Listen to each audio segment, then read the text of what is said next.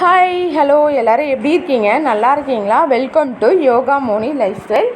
So உங்கள் ஊரில் வந்து வெயில் எப்படி இருக்குது? இங்கே சென்னையில் இருக்கவங்க தாங்க தெரியும். சென்னையில் அதிகமான வெயில், ரொம்ப தாக்கம் அதிகமாக இருக்குது. உஷ்ணம் ஹீட்டு தாங்க முடியல. ஸோ அதுலேருந்து வந்து எங்கள் குழந்தைங்கள காப்பாற்றுறதுக்கு நாங்கள் என்ன வாங்கியிருக்கோம்னு பார்த்தீங்கன்னா வந்து ஸ்விம்மிங் பூல் வந்து வாங்கியிருக்கோம்.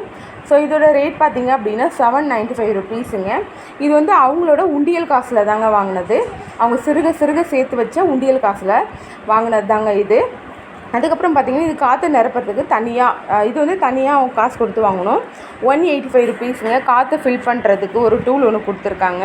ஸோ இது வந்து நாங்கள் தனியாக தான் வாங்கினோம். இதில் வந்து 2 குழந்தைங்க குளிக்கிற அளவுக்கு, சிங்கிள் குழந்தை குளிக்கிற அளவுக்கு இருக்குது. பட் வந்து நம்மளுக்கு வந்து 2 குழந்தைங்க குளிக்கிறதுக்காக வாங்கணும். அதில் மெஷர்மெண்ட்லாம் கொடுத்துருக்காங்க. ஸோ நம்ம வீட்டில் எப்படி இடம் பற்றும், நம்ம பாத்ரூமில் எப்படி இடம் பற்றும் அப்படின்னு சொல்லிட்டு அது இதெல்லாம் கொடுத்துருக்காங்க. ஸோ அதை பார்த்து வாங்கிக்கோங்க நீங்கள் தேவைப்பட்டுச்சுன்னா. ஸோ இந்த மாதிரி தாங்க வாங்கியிருக்கோம். அதுக்கப்புறம் இது பேப்பர்லாம் கொடுத்துருக்காங்க, அந்த வார்னிங் என்ன எப்படி பண்ணணும், ப்ரிகாஷன் அப்படிலாம் கொடுத்துருக்காங்க. ஸோ இது வந்து நம்ம அன்பாக்சிங் பண்ணியாச்சு. ஸோ இதில் வந்து பார்த்திங்கன்னா வந்து 3 லேயர் வந்து கொடுத்துருக்காங்க. Green colour, yellow colour, orange colour.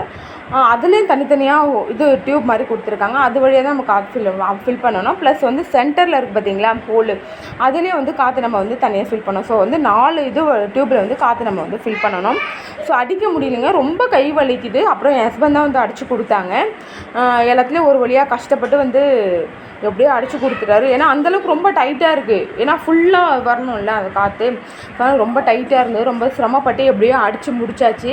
So பார்த்திங்கன்னா மோனிஷ் வந்து அப்போவே அடிச்சு முடியாது, அம்மா தண்ணி ஊற்று நான் விளையாட போகிறேன்னிட்டு இருந்தான்.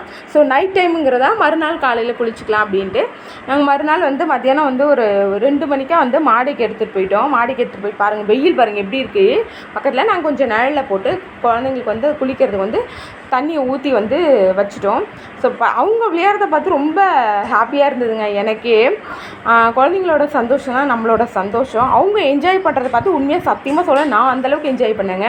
நானே என்னோடய சைல்டுஹுட்டுக்கு போன மாதிரி ஆயிடுச்சு. நாங்களும் இந்த மாதிரி ஏரி குளத்துலாம் வந்து குளிச்சிருக்கோம். ஸோ அந்த நினைவுகளை வந்துடுச்சு. நம்ம அதில் ஏறி உட்காந்துடலான்னு கூட நான் நினச்சேன். பட் நம்ம கொஞ்சம் அது தாங்க அதில் குழந்தைங்களுக்காக வாங்கினது அப்படின்னு சொல்லி விட்டுட்டேங்க. ஸோ இந்த வீடியோ பிடிச்சிருந்தா லைக் பண்ணுங்கள், கமெண்ட் பண்ணுங்கள். பாய்.